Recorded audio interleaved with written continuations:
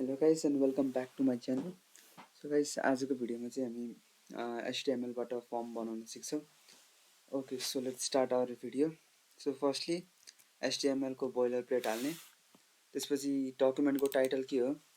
जस्तो for an example म यो भिडियोको लागि चाहिँ HTML फर्म भनेर राख्छु.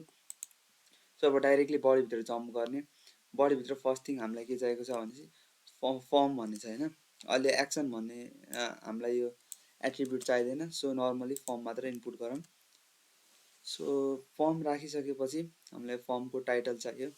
फर्मको टाइटलको लागि फर्स्टली हामी s1 ट्याग युज गरौँ. रजिस्ट्रेसन फर्म भयो.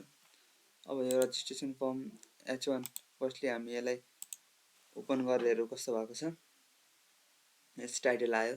अब टाइटल आइसकेपछि हामी डाइरेक्टली फर्मको कन्टेन्ट भित्र जम्प गरौँ. फर्मको कन्टेन्टमा फर्स्ट थिङ हामीलाई चाहियो फर्स्ट नेम, लास्ट नेम, त्यस्तो इन्फर्मेसनलाई इनपुट गराउने ठाउँ. त्यसको लागि फर्स्टली हामी एउटा रो बनाऊँ tr ट्यागले. अब टेबल रो भयो यो. त्यो भित्र td ट्यागले फर्स्ट नेम यो भयो. त्यसपछि अर्को td ट्याग भित्र इनपुट चाहियो हामीलाई. Input type equals to text. अब हामी यसमा प्लेस होल्डर भनेर राखौँ. प्लेस होल्डरमा एन्टर फर्स्ट नेम. ओके, यो भयो हैन. अब अर्को टेबल रो भित्र जानु पर्यो. अनि त्यसको लागि फर्स्टली हामी हेरौँ कस्तो भएको छ. यो भयो फर्स्ट नेम अनि यता इन्टर फर्स्ट नेम भन्ने आयो है. अब त्यसपछि अर्को रोमा जम्प गर्नको लागि फर्स्ट थिङ हामीले चाहिन्छ बिआर ट्याग लाइन ब्रेक गर्नको लागि. अब अझै एउटा टिआर ट्याग लियौँ अनि त्यो भित्र टिडी गरेर लास्ट नेम भयो है. लास्ट नेम छ. अब अर्को टिडी ट्याग चाहियो हामीलाई. त्यो भित्र के चाहियो इनपुट हैन. इनपुट टाइप इक्वल्स टु टेक्स्टै भयो. अब यसलाई कपी पेस्ट गर्दा नि हुन्छ. ओके, प्लेस होल्डरमा चाहिँ इन्टर फर्स्ट नेम नभएर सेकेन्ड नेम हुन्छ.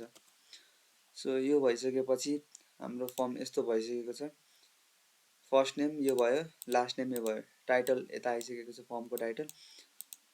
अनि त्यसपछि हामीलाई के चाहियो भनेपछि फोन नम्बर चाहियो है. फोन नम्बरको लागि अब यही सेम चीज कपी पेस्ट गरौँ. बस त्यसमा हल्का केही डिफरेन्स हुन्छ है. पहिला एउटा लाइन ब्रेक भयो. त्यसपछि यो राखेपछि लास्ट नेमको सट्टा यता हामीले फोन नम्बर भनेर चेन्ज गर्नुपर्छ. सो यता भयो फोन नम्बर हैन. अनि यो गरिसकेपछि प्लेस होल्डरमा चाहिँ इन्टर सेकेन्ड नेमको सट्टा यता इन्टर योर फोन नम्बर भयो. अब इन्टर फोन नम्बर मात्र फोन नम्बर भयो है.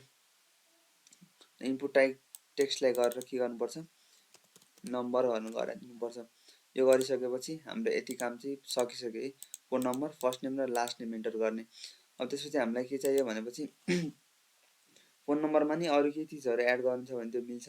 जस्तो फर एन एक्जाम्पल अब कन्ट्रीको कोड 977 त्यो म पछि गरौँला. कुनै फोन नम्बरको सेक्सन भइसकेपछि अब एउटा बिआर ट्यागले लाइन ब्रेक दिनुपर्छ. अनि त्यसपछि अब अझै एउटा टेबल रो इन्सर्ट गरेर त्यो भित्र अझै एउटा डेटा चाहिन्छ. त्यसको लागि फेरि एउटा टिडी ट्याग. अब त्यो भित्र हामीलाई के चाहियो पासवर्ड हैन. त्यसैले यहाँ टिडी भित्र सिम्पली पासवर्ड लेख्नुपर्छ. पासवर्ड लेखिसकेपछि अब अर्को टिडी बनाउने. त्यो भित्र इनपुट चाहिँ हामीलाई input type equals to password. यो टेक्स्टलाई हटाएर पासवर्ड गराउनु पर्यो. सो यसपछि प्लेस होल्डर चाहिँ हामीलाई placeholder enter your password भनेर. यति गरिसकेपछि हाम्रो यतिसम्म enter your password, enter your phone number, first name र सेकेन्ड नेम अनि फर्मको टाइटल आइसकेको छ.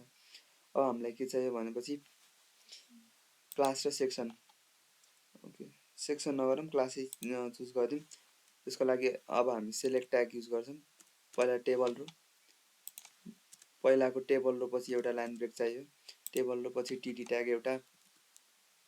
त्यो भित्र हामीलाई क्लास भन्न आउँछ. अनि यो टिडी पछि अर्को टिडी बनाउने. त्यो भित्र चाहिँ सेलेक्ट भन्ने हुन्छ. सेलेक्ट अहिले यो हटाइदिउँ. आइडी लाई हटाइदिउँ. नेम इक्वल्स टु क्लास भयो. त्यसपछि सेलेक्ट भित्र हामीलाई चाहियो option. Option value equals to जस्तो अहिले भ्यालु राख्दिउँ 8, यो भयो 8 भयो। अब पहिला यो लाइनलाई डुप्लिकेट गराइदिउँ।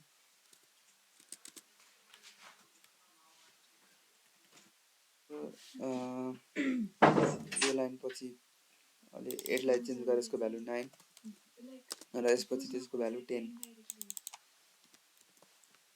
यही सेम चिजलाई कपी पेस्ट गरेर यता राख्नु र यता भयो 10। यहाँ हाम्रो फाइनली सेलेक्ट अप्सन आइसकेको छ 8, 9, 10 भनेर। सो क्लास पनि भयो। अब हामीलाई चाहिँ जेन्डर भन्ने, जसको लागि हामीले रेडियो बटन युज गर्नुपर्छ। टीआर पछि एउटा लाइन ब्रेक अनि अर्को टीआर ट्याग।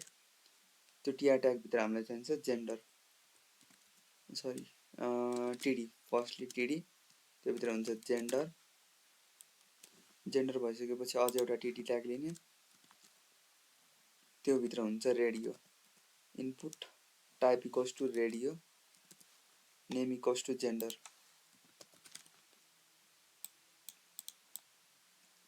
सो यसको लागि चाहिँ यता मेल, वेलाई डुप्लिकेट गराइदिने, यता हुन्छ फिमेल।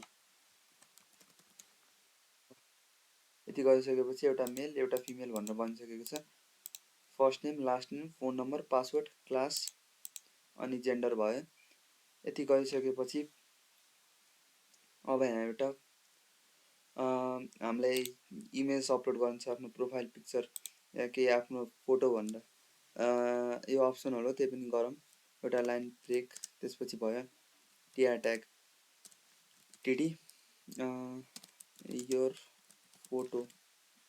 यति गरिसकेपछि अर्को टिडी ट्याग भित्र input type equals to file हुन्छ।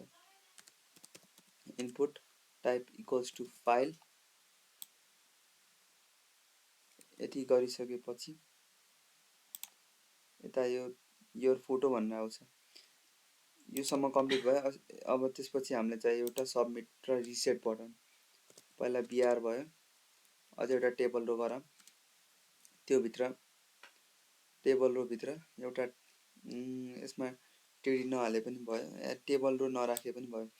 अब यसमा फाइनली एउटा submit, input type equals to एउटा रिसेट, सुरुमा reset, value is gonna be reset। अब अर्को हुन्छ input type submit, value is gonna be submit। यति गरिसकेपछि हाम्रो एउटा फर्म कम्प्लिटली रेडी हुन्छ, जहाँ चाहिँ फर्मको title, first name, last name, phone number, password, class, gender अनि एउटा फोटोसितको सबमिट र रिसेट फर्म पनि हुन्छ। फर एक्जाम्पल यो भयो मेरो first name, last name, phone number अब 98765432 जे राखिदिनु भयो। अब पासवर्डमा केही पनि टाइप गराउनु भिजिबल हुँदैन। क्लास 9 मेल, चुज फाइलभित्र अब जे पनि गर्न मिल्यो। अहिलेलाई म फाइल राखेन। सबमिट गऱ्यो भने अटोमेटिकली सेन्ड हुन्छ, रिसेट गऱ्यो भने रिसेट हुन्छ। So that was all for today, hope you like it.